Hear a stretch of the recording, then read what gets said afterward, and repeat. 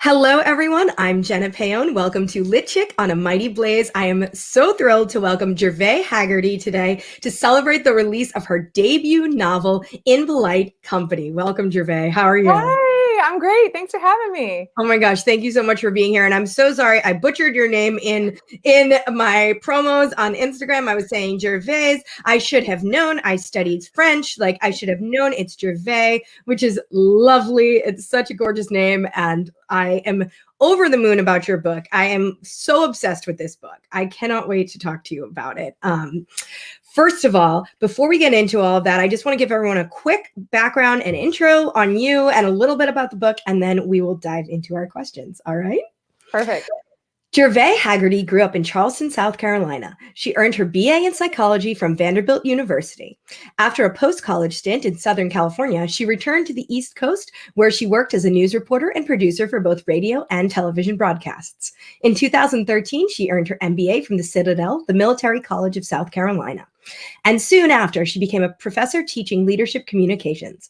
As the director of the Patricia McCarver Public Speaking Lab, she coached students, faculty, and staff to become effective speakers. She also advised the college's public speaking club.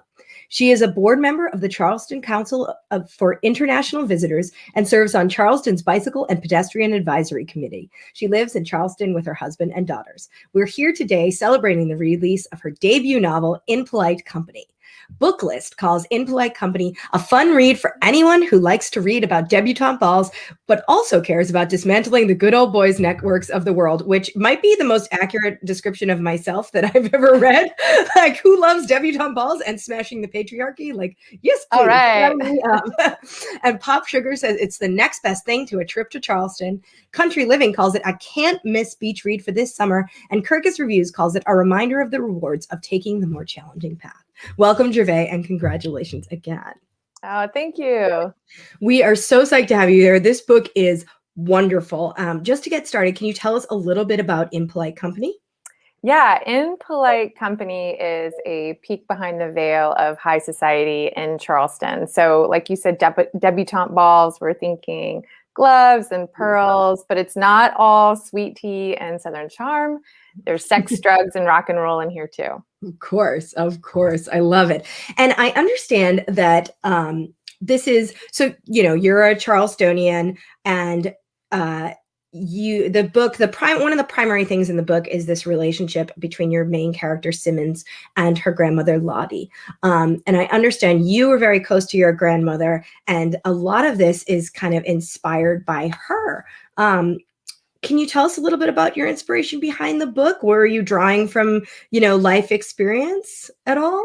Or? Yeah, it's a pleasure to talk about this. So when I moved back to Charleston after kind of living around for a decade, I just saw my grandmother finally as an adult, and then somebody I wouldn't get to be with for very much longer. And I was volunteering at an organization at the time where I was putting about 1 or 2 hours a week, and it was a great organization. But I thought, what if I put that time into being with my grandmother? And so it was just really just a lovely time together. I would take her out to hear bluegrass. I took her out to eat sushi. I remember she went, well, it tastes raw, we had some moment in the book. Right. Yeah. That's really sweet. And then it's a fun book. It's a fun read, but I will say it started when she was in hospice, and I was obviously devastated. And so it was very cathartic for me to write. And then as I was writing about her, I was thinking about like, who was she? How much of a person's life is shaped by the culture and the time that they're born in, especially women. Yes. And that was just really the beginning of the book. And then this ring I wear. This is her ring. And I wear it every time I write. I wear it pretty much every day. So it's really a part of me, and it's an honor. So yeah, it's a story about a woman and her grandmother, and that grandmother is definitely inspired by my grandmother. That's so sweet. The jewelry, it's so interesting that you talk about the jewelry. There's a lot of like heirloom pieces in the book, and there's a lot of discussion of jewelry, actually. Like, you use a lot of jewelry imagery, and it's an interesting thing because the book on a lot of levels is really, this examination of sort of the the role of women in a society, right? And you're focusing on this one woman who's at a crossroads in her life. She's in her, post-college, early adult kind of years, those very formative years. And Simmons is kind of evaluating everything in her life. She's taking stock of her relationship. She's taking stock of her career choices, who she wants to be. Why was this such an interesting time for you to examine? Like, why was this like a good, like, oh yeah, I want to write about, this time of life in someone's life? This is a coming of age novel. And yeah. I think like a lot of coming of age novels, it's like, what the hell happened in that decade of my 20s, Yeah. So I think it was just a lot of processing that time. And at the time when I started writing this, I was a professor at the Citadel, that military college. It was great. I wore a uniform and I got saluted. It was a riot. It was so fun. But it was in between the semesters when I was writing. And so it was a hobby. And it was so fun to be able to turn this hobby into a career. So it was a fun transition. And it was really, I get to thank my grandmother for that. What prompted that transition? Because obviously you have a career, you had a past in journalism. Clearly you've always worked in communications. So you're used to communicating, you're used to using language, to connect with people and to tell stories, right? Because that's what journalists do as well, as they tell stories. What was the thing that made you decide you wanted to transition into writing this novel, obviously beyond being inspired by your grandmother? Like, why was this the right artistic vehicle for you to kind of, get that cathartic release, express those feelings? Had you always been a writer on the side? Had you always dabbled? So I actually wrote a really terrible book about a decade ago. It's not going anywhere. We all do, right? Everyone gets that first novel. Yeah, kind of get it out of your system. I just had this like bizarre and strong impulse to write. I'm not sure where it came from, but it just got louder and louder and louder. And then I told my husband, I was like, look, I think I really want to try this. And I was a good professor. And I was like, you know what? If I take some time off and this doesn't work out, they'll bring me back. Yeah. And I could always go back to that. But this is something that I don't want to be on my deathbed thinking like, damn, I wish I should have tried it. So my husband and I, we'd made a business plan, and I was like, look, we're going to, for years, we're going to save up the money that I would earn as a professor. So I have a buffer for 1 year, and I'm going to work my tail off and see if I can sell it. And I sold it, which was great. And since then we've lived in the same vein of just been really kind of cutting costs and having a fun time doing it. Like my husband brews beer, and I don't have a car, at least now. I probably have to get one for the tour. But, we have solar panels, we compost. I mean, we're a little kind of hippy dippy, but it's great because it's allowed us to take big risks. That's really cool. That's what we're able to do. That's I did my digging and explore. I've been kind of stalking and fangirling over your Instagram, and you are very environmentally minded, and there's a big thread in the book about climate change, which I think it's interesting. In one of my writer workshops, I was having a discussion. We were all having this discussion about how climate change should be present in every book now, because it is it is such a major issue that's affecting our society right now. And it's clearly your book, there's a very, very strong ecological thread. And you bike, you are very active in your local community. What for you, was that something that you always knew you wanted to integrate into this book, or did that kind of arise naturally? Did you kind of intend to write about this issue? And there's other issues that we'll talk about as well in the book, but was that at the forefront of your mind? Is that something that's really important to you as a person?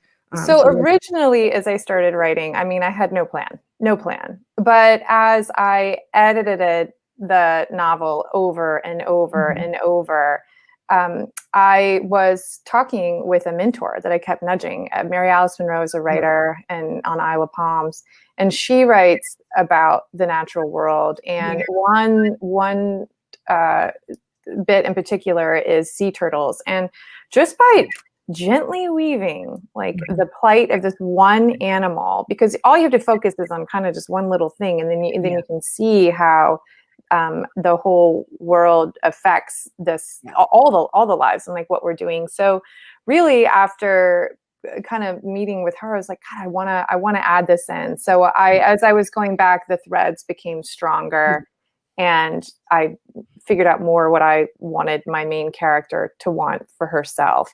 But I'm pretty much obsessed with climate change and sea level rise in our city. Our city, growing up here, there weren't a lot of people. I mean, people didn't know about Charleston growing up in Charleston. And now it's on the map, and we have a lot of newcomers, and it's great. And I'm so glad for all these people bringing new ideas. But they don't know that this flooding that's happening now, this is new.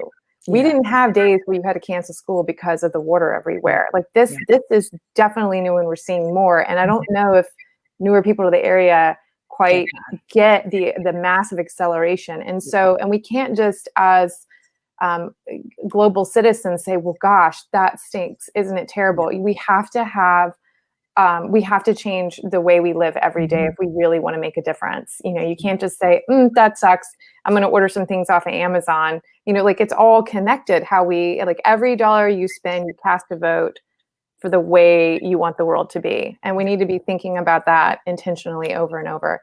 And so what I hope I did was is gracefully weave in what I care about in a way that feels like you're attracting people to an idea and you're not telling them this is what you have to do. But I really hope, and I do intend to do that with other books. Yeah, I mean, I think you did. I think you did that very successfully. I know I learned a lot. And I also think you managed to weave these other social issues in very well. Like, I think you did something that I'm so glad to see this, like, and with pretty much all of the books that all of the authors I've spoken to this summer, there's just there's a new way of writing this type of book. This women's fiction, beach reads. It's the, there's this misconception that it's all light and that there's that the substance is second to the style, and that couldn't be further from the truth. I feel like I am reading so much feminism, feminist, socially aware, socially conscious material right now, which I'm so happy to see. I'm so happy to see this evolution in books, which I think they were always trying to do. And I think, before it was like, well, we're just going to make the ending reductive and change it. And because people thought that's what people wanted to read and see. And I don't think that's true. I think women want to see what they themselves experience. And you did that so well. So now, that being said, so you really put all of these issues kind of under the microscope, and you put Charleston under the microscope. This book is such a love letter to your city. I mean, it is so gorgeous. I've never been to Charleston. I've always wanted to go. And I feel like I got to really experience, I'm kind of obsessed with Charleston. I think a lot of people are right now. Everyone wants to go there, as you said. But you also do a really good job of honestly examining some of the complicated history and some of the complicated structures that are in place that maybe prevent things from moving forward into, this new world that we're living in. What was it like to write this book, and kind of examine this history? You delve into the city's history with slavery. You delve into, the kind of patriarchal glass ceiling that exists and the good old boys clubs that sort of keep things as they are socially in the status quo.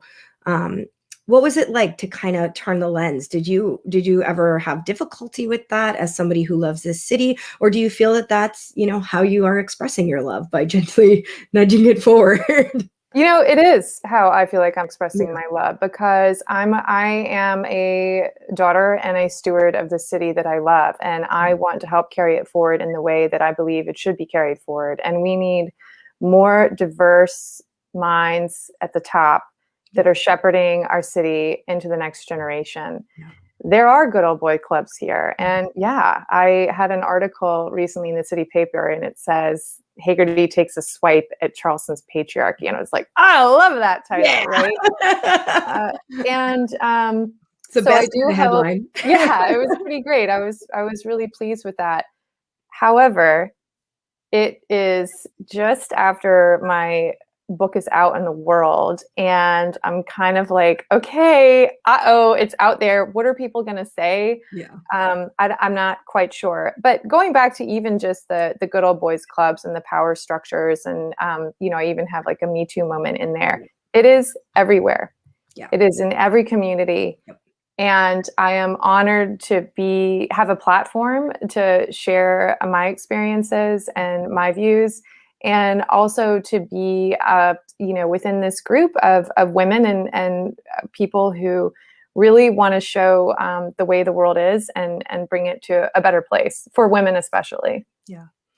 What was the process like of kind of translating your real life lived experience into fiction? Because, you share a lot of qualities with your main character. Yeah, I think this is very normal for a lot of writers in terms of like your debut book. Right. I know the novel I'm working on, it's like, oh, it's about a family on the Cape, and like this, one of the characters is doing this, and like it's like there's definitely like big pieces of me, even though it's completely fictional and it's a completely like fictional narrative. What was it like kind of translating your real life inspiration into that story? Well, what I say is that the plot, the actions, the scenes, those are fiction, but the feelings are honest. The feelings are there, and the themes that are there are near and dear to my heart. And so you write what you know, and that's really how I did it. But originally, like I said, this is my first novel. I mean, my first real novel. The other one 10 years ago, we're not even going to count. But I didn't know what I was doing. So I had at least a dozen edits before it even got to my editor. So I had really thought about it, but I would send it to, I've got a couple sisters.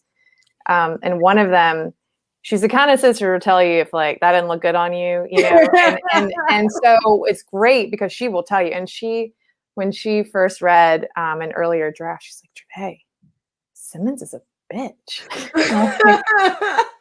And I didn't, you need to like get, you need your draft to cool. And then I would look at it and I was like, oh, God, I think she's kind of right, And so was that like, I don't know, is it some like angst I was feeling and like, putting that in there? I'm not quite sure, but it's been interesting to see it all kind of morph.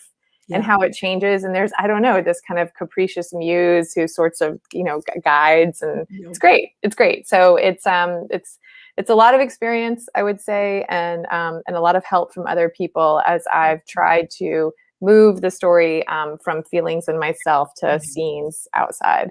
Now, let's talk a little bit more about that process. So when you started this book, did you start like just writing scenes? Did you like make an outline? It sounds like maybe you're a little bit of a pantser.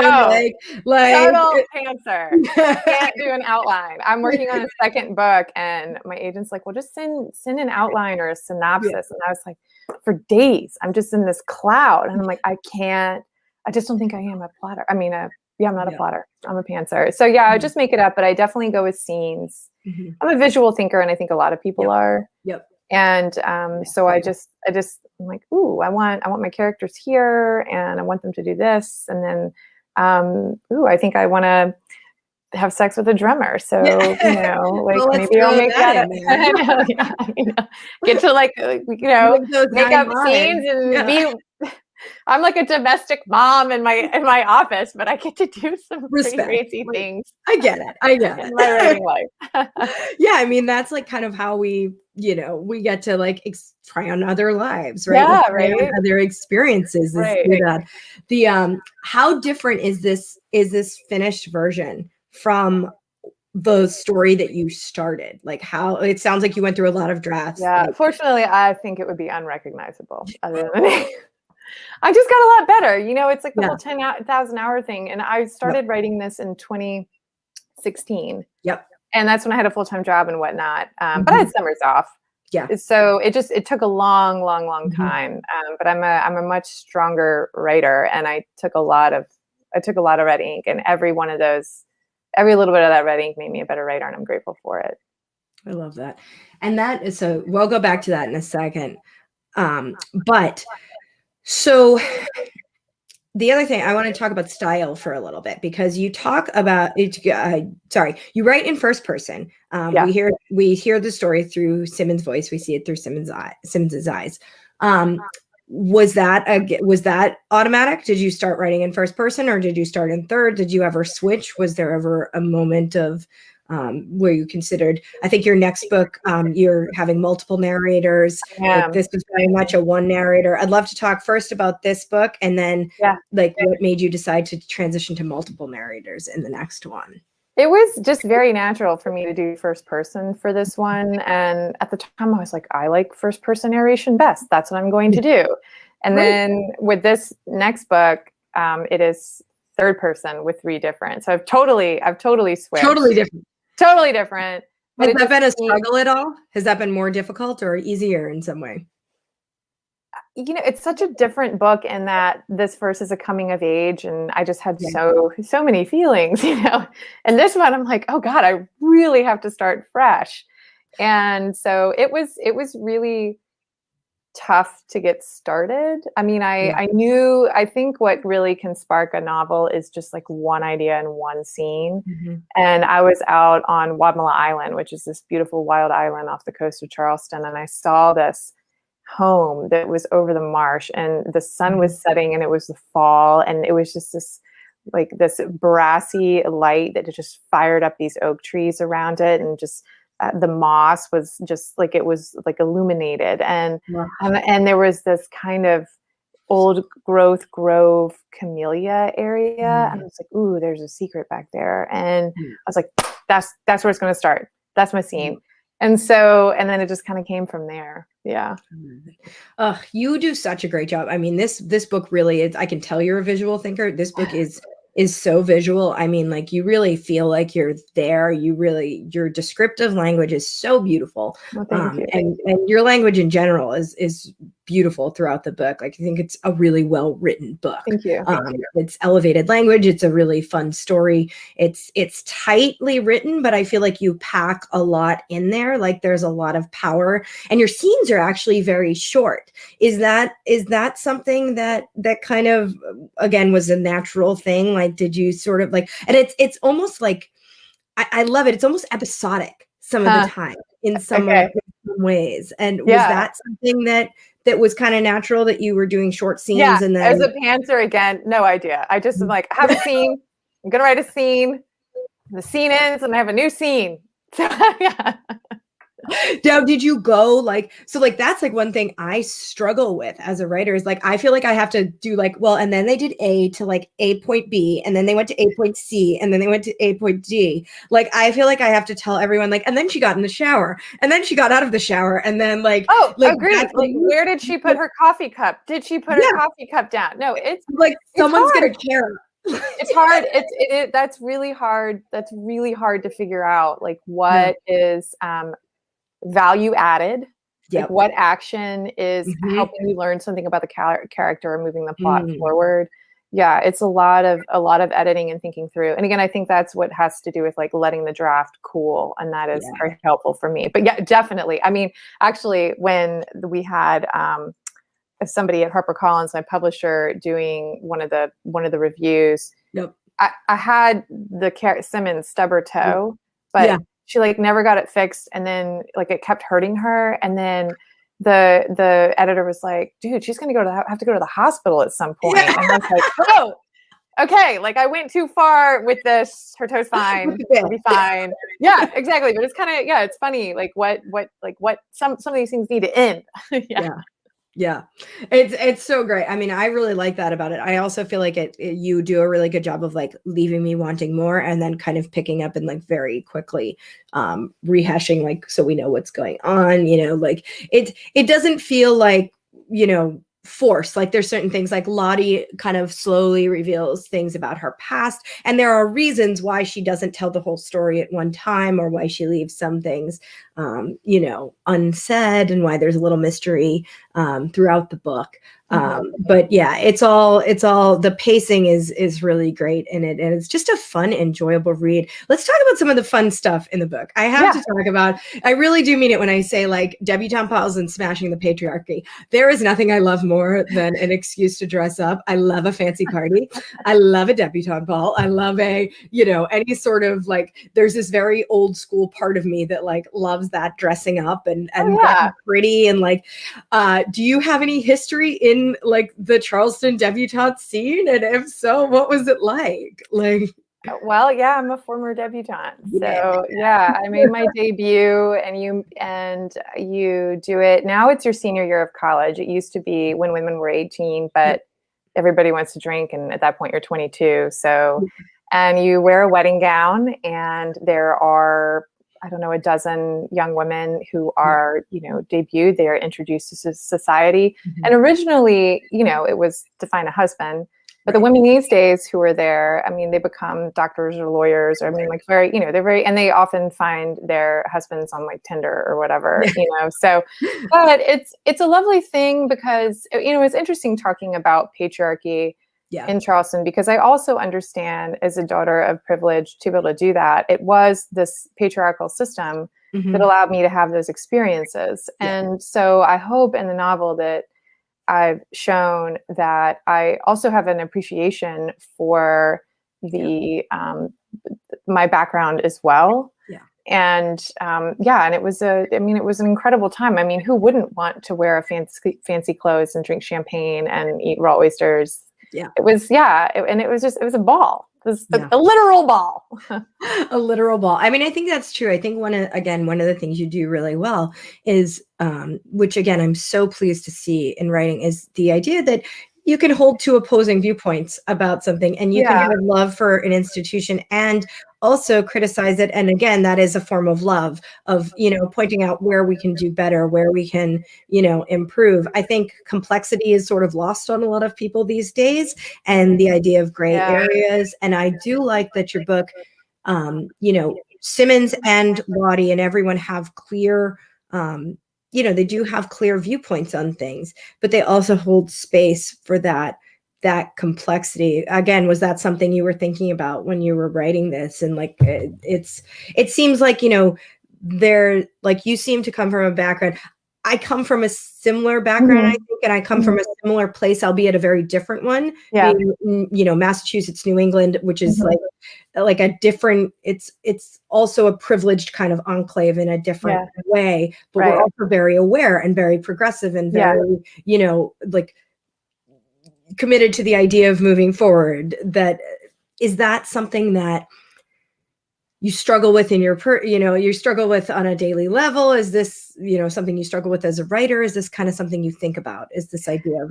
So as much as I'm a pantser, I was very intentional about how I spoke about my community, because I love it, and I love the people, and I'm far from perfect and plenty contradictory myself, right? I mean, everybody is. And I think you said it so well. I mean, that's just what we need to be doing now, is holding space for lots of other people and ideas. And, as much as originally, it's kind of a patriarchal thing, a debutante ball, like, it's celebrating the daughters, it doesn't happen to the guys. And it really isn't like trying to get a woman married. That's just not what it is right now. It really is just a celebration.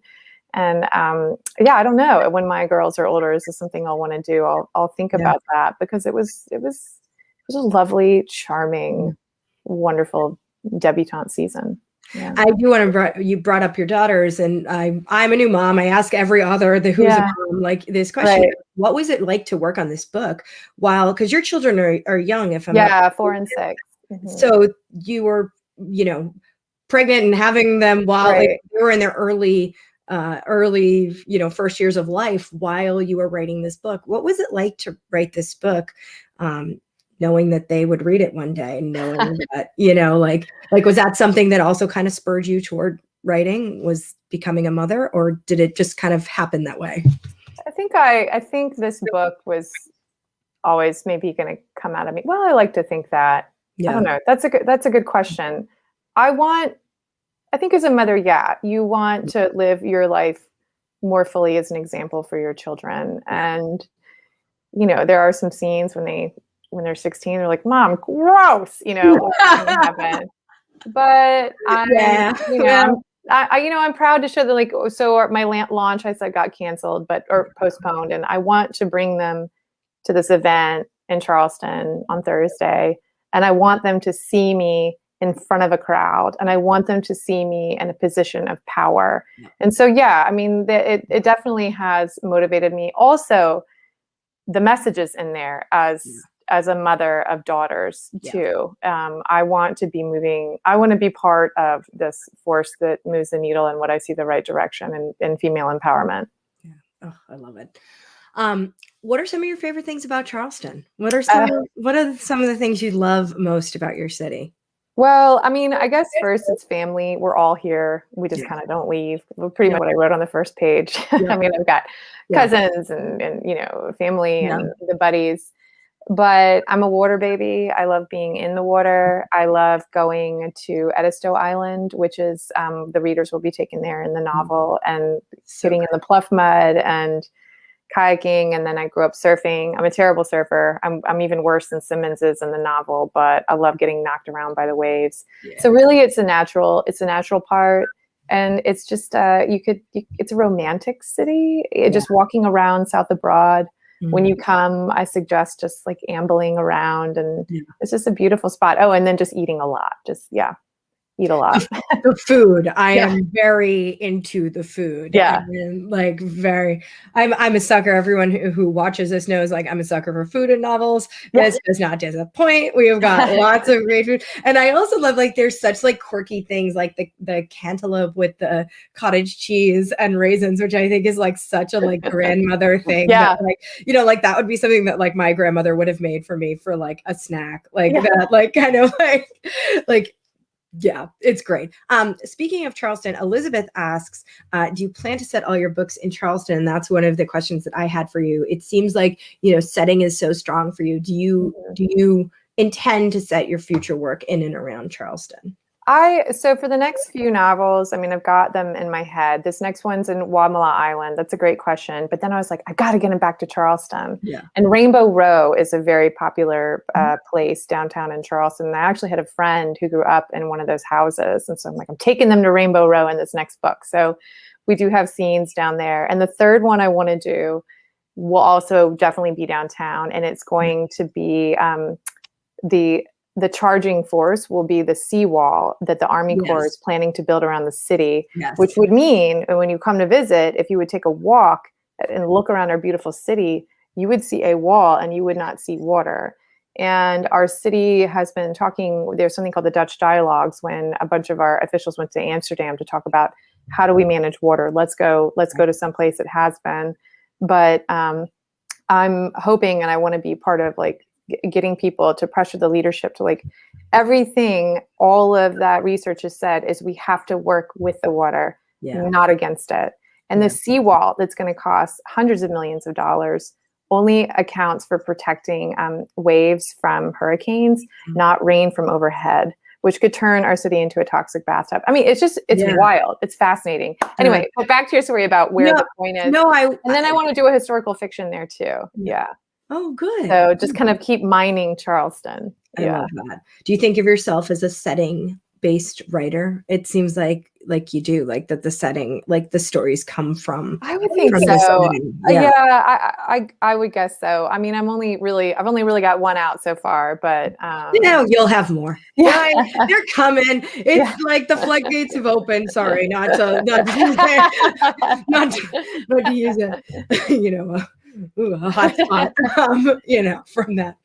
The thing that strikes me though is this, I guess, so one of the things I do want to point out too is this seawall. You know, this is something that's present throughout the book, and you seem to be a very active and engaged citizen of the city of Charleston. And I think you're involved in a lot of things and things that make sense.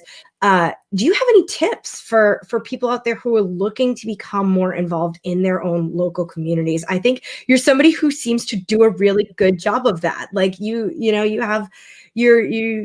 just love that. Like, I don't know. I really like that when I see people like so committed to their homes and preserving that. Like, it's very cool. Any tips? Yeah, I guess I've got a couple. I mean, one is a parent, there's a lot of, you want to help out your kids in school with like a PTA thing. And then I was like, you know what? I don't want to go to the classroom. I'm just not interested in that. I love my children, but like I I think find something that doesn't tire you, that only energizes you, and just pick one thing and focus on it. Because as much as obviously I care about my children's education, right? But it's just not, it doesn't burn my soul like environmental issues do. So that would be my first thing, and just stick with one. And then find something where you can make a difference. Sometimes volunteering, I would get very frustrated because, I'd meet up, I'd be milling around, my time is kind of wasted. And I know it's a good thing, but really, what is my output? Yep. And so I was working with a neighborhood association. I was kind of feeling that same way.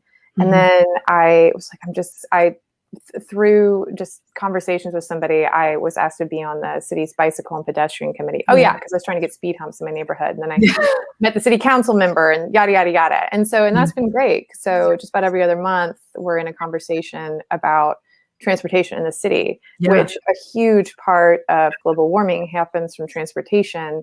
And if we want to save the city, we have to do things that work locally and globally. And we could be a leader in it. I mean, Charleston could be the next Copenhagen for sure. It's flat. It's easy to ride around. We just need to kind of change some hearts. So finally, I don't know, get a cargo bike, try to run errands. If you're within a couple miles, you can really do a lot. And then just don't buy as much stuff. Yeah. I love that. These are such good practical tips, especially at a time when there's so many things happening. It's so overwhelming. We often feel stretched to, even this week, how, the number of things that are happening in the world, the sheer atrocities that people are dealing with. Right. It's really hard. And I do think all that advice is so great. And I love the idea of you biking. I'm very, very jealous of you living in an area where you can kind of bike around easily. And that's a cool thing. I love that. I'm pretty sweaty most of the time. So you got me people, they see me around town, they know me because I can trail my kids on the cargo bike, and they'll be like, "Oh yeah, there she is." Yeah, I love that. It's so cool. Everyone, please follow Gervais on Instagram and Twitter so you can have as much fun as I do following her and kind of picking up fun tips on living a more sustainable life and a more it's cool. I love when people have this whole other part to them. I want to get back to the book, and I want to get back to your writing. This question's from Lisa.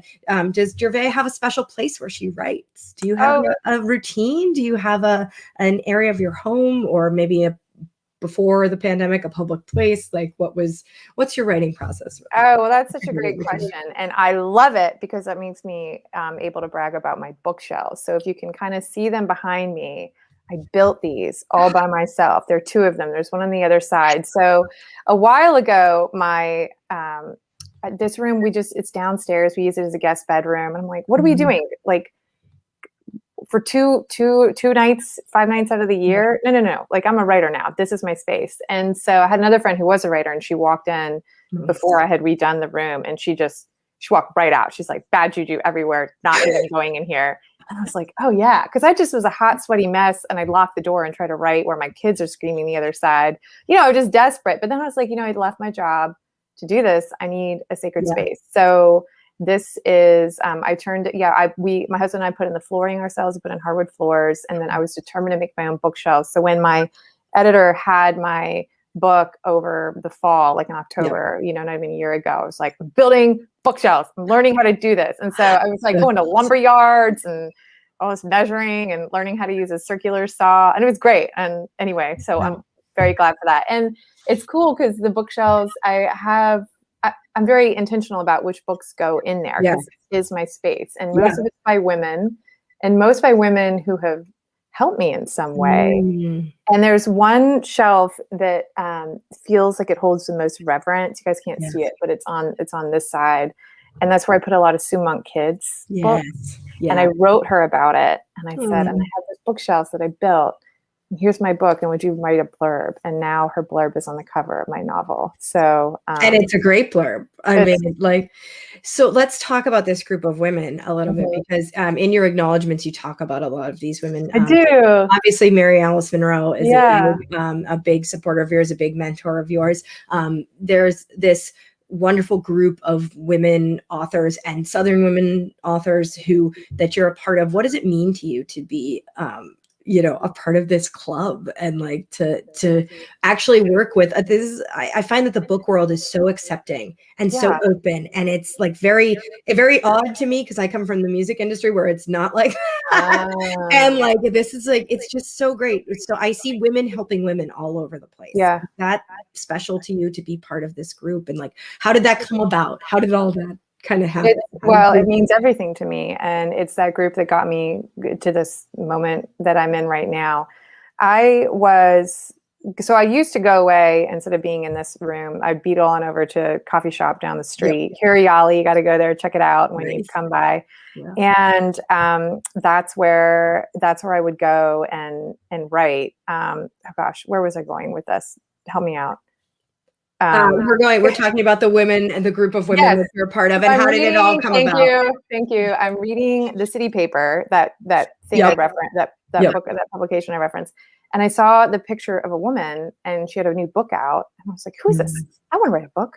I want to be on the cover of this magazine about a book." And then I read it, and it's this woman, Signe Pike, and then I read her book, and it was amazing. But I also, in that article, she said it was Mary Alice who helped her, and I was like, Mary Alice. My mom knows her. Like I know her. And so I was like, I'm reaching out to Mary Alice. Knows her, of course. So this whole time I'm like, hey y'all, you want to be my friend? And so I'm like, go to Mary Alice. And I do the same thing. I'm like, hi, be my friend. Like seriously.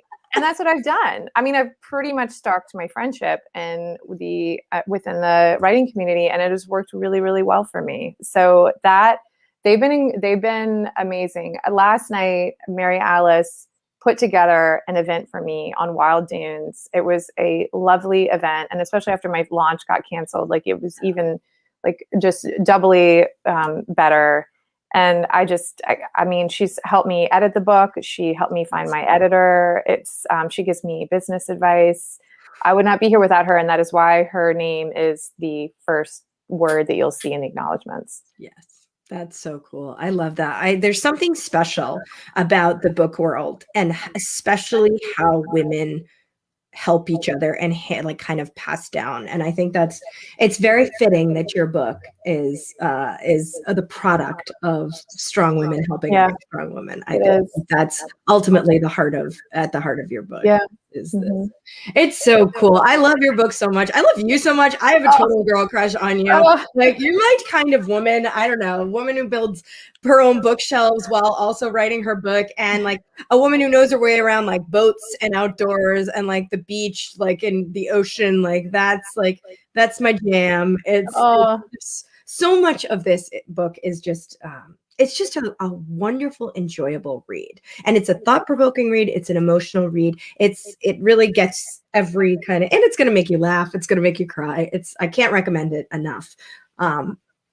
Before we end, can you take us through a perfect day in Charleston in your mind? It's like, what would be a fun day? If I were to come down to the city, where would we go? What would we do? Maybe a little food, a little history, a little culture, like sprinkle it all in, a little nature. Feel free. Yeah, I would try to stay somewhere in the city so you could walk around. Yep. And then I would say go to my favorite coffee shop, Heirloom, and then a lot of it just wander. But maybe at the beginning, go get a tour. There's a great woman who does great historical walking tours, Walk and Talk Charleston, and she does like a pride tour. She's great, and actually, I'm going to be on her she actually gave me an idea for my historical fiction novel. And so I haven't even really bothered her about this. It's been so busy, but I'm like, yes, I want to work with her. Yeah. So I would do that. Just wander aimlessly around the streets. And then there's just so much great food. I would go on Upper King Street, try to hit where the locals go. And then I would make a day to go to the beach. If you like waves, you go to Folly Beach where my main character goes. Yep. If you're cool with just like nice, like no waves, you go on Sullivan's where the shipping channel is, and it's just a beautiful island. And then maybe you wrap it up with some live music at one of the breweries in town. We've got some great live music. My husband's in a bluegrass band. You can come see him play. What's his band's name? the Southern Flavor Bluegrass. They're not, they're a local band, but he's in a band with his dad and his brother. So that's so sweet. What did he play? Cute. Just kind of tomorrow night. Yeah, one of those. Guys, if you're in the area, please go. Yeah, the Bay Street Beer Garden, I think. Yeah. So anyway, it's fun. We just text all of our friends and say, hey, show up. So it's just kind of like a party that I don't have to host all the time. It's great. It's great. We have the best time. Yeah. When you come, they'll probably have a show. Sound like a fun family. I want to be in your family. Yeah, come on. Yes, I was happy to be in my family. You're adorable. Great. Like this is right up my alley. We do book stuff. We do historical tours. Yeah. We do great coffee and food, and then we go hear some bluegrass. And yes. We could come. They could use some female vocals. Yes, let's do it. I'm down. I don't know how much I can do the bluegrass. Like, we'll try though. I do write country every now and then. He wants to start a 90s country band. Yes. I support that. I strongly support that. Can you tell us a little bit about what you're working on now? Yeah, so this next book is, like I said, based on Walala Island, and it's really fun. I have 3 characters. One is Rhett, who just discovers an affair with her husband. The second is Hannah, who is just quit her job in New York. She was just done with the grind. And then I also have a third character who's a Citadel cadet, and I'm thrilled I get to keep him. My editor did not mix him. So, and the 3 of them all show up together at this Pettigrew Manor on Walala Island. And the matriarch is going to sell this property and no one knows why. And it's really fun. I've had a blast. A disputed property. I love a family property under duress. Yes, it's a family property under duress. It's kind of crumbling, and it's going to be fun. I love it. Well, we will be on the lookout for that. Do you have any? I would love to. I would love to have a Yeah. Do you have a release date? No. I'm still. I'm like half done. Yeah. What's it been like writing under the while publicizing your first book and also during a pandemic Well, I haven't really written anything in probably a month. And just because of doing the publicity and stuff. So I am really excited to get back in. It's been awesome doing publicity, and I think and it's also good to have that time to cool. Like I love that about leaving it alone. Writing in a pandemic, psycho. Like that was crazy. And I actually wrote 150 pages of this book. I would go, my sister had an au pair, so she had help this whole time, and we all live within a few blocks of each other. And so I was like, I will pay you whatever you want to come and watch my children. And so she would only do it for 2.5 hours, and I'd be there on my bike, and I'd be standing outside the gate with my laptop on my back. And as soon as I saw her, she wasn't at the house yet, like pushing my nephew, I'd like bullet over to my sister's house, and then I just drink a ton of coffee and write. And then I get back, and my house is a disaster. I mean, they're freaking painting the staircase with nail polish, and I'm like all jazzed up on coffee, and like I'm in my writer brain, which is a very different brain. It was so bad. And then my agent was like, yeah, you should send your editor. It's really, really good. And my editor was like, no, this is not, no, you have to start. So I started over. It's much better now. But like, I think, can't do it. I have to have space. I need time. And so anyway, that was tough. And I'm really, really hoping our kids get to stay in school. I hope they do too, for your sake. It's really hard. I mean, like, I think we all have to just acknowledge that this is a bizarre circumstance in which we are living, and nobody can get any work done. And like, all we can do is survive and get forward. But like, here's to you. Hopefully the kids stay in school, and hopefully everything is safe and like everything's okay. Thank you so much for joining us, Gervais. The book Impolite Company is awesome. Do you want to give a shout out to a local bookstore or 2 or 3 or 4? Oh, did we freeze? Oh no. Are you there? For a second, but I think we're good. All right, great. All right. I'm good now. Okay. Do you want to give a shout out to an independent bookstore? Oh, sure. Yeah. Well, we've got 3 that I love in town. So I'm just going to say all 3 of them. Buxton Books, Blue Bicycle Books, and Itinerant Literate up in North Charleston. Awesome. So come there. Yay! Thank you so much. Everyone, please go pick up Impolite Company. It's so great. And follow Gervais on Instagram and Twitter. Or you're not on Twitter, but you're on No, I was Instagram off the grid on, I just like wasn't even on social media for years. And then my editor's like, you got to get back on. So good for you. Yeah. It's a necessary but evil. It's been fun, and especially during like a pandemic to get my book out. Like it's been a lifeline. People have been so sweet commenting and sending me thoughts and pictures of my book. It makes a difference. So thank you for like any nice thing you say, because I read it all. Oh, a lot. Keep the nice. Send Gervais a message. Tell her how much you love the book, because I know you're going to love the book because it's just great. It's just like my favorite type of book. I love this book. So great. I had such a great time talking to you. Thank you for joining us here on Lit Chick on A Mighty Blaze. Thank you to our producer Julie Gerstenblatt. Thank you to Alex Hoops for doing all of our social media publicity on that end. Thank you to all of our audience who joined us, and for everybody who's going to watch this after the fact. Gervais, congratulations again on Impolite Company. Any parting words for the folks? I hope you love reading the book as much as I love writing it. I love that. I think they're going to. Everyone, thanks so much. Once again, I'm Jenna Paone with Lit Chick on A Mighty Blaze. Check out all of our other great programming and join us again next week at noon Eastern. We're going to have Virginia Hume on to talk about her book, Haven Point. All right. Thank you so much, Gervais. Everyone have a great week.